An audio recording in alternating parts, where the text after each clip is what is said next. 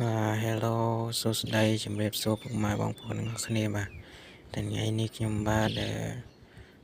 លេបស្រុកស្រែបាទមកនាំអារម្មណ៍ពុកម៉ែបងប្អូនទាំងអស់គ្នាមកទស្សនាការបង់សំណាញ់របស់ខ្ញុំបាទទាំងអស់គ្នា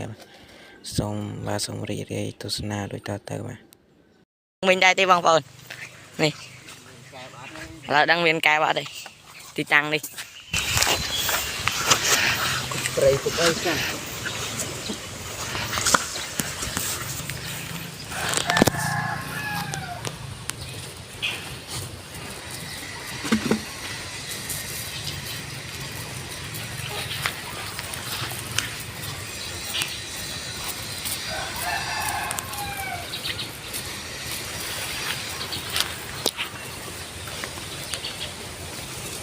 ឡើងឲ្យតែក្រោយទៀត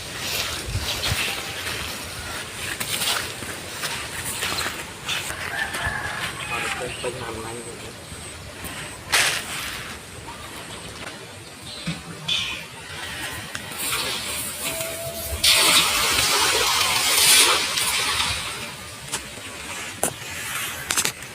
ពេញ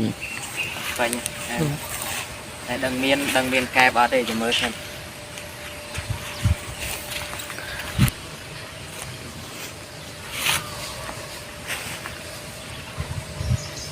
នេះទឹកថ្មីអញ្ចឹងនឹងមានបែបមកចូលអត់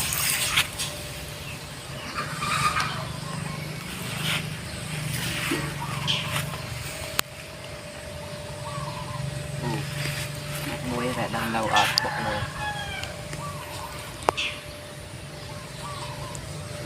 នេះអើយ៉ាមាននេះលៀនអូបានទៅស្តុកមួយធំហ៎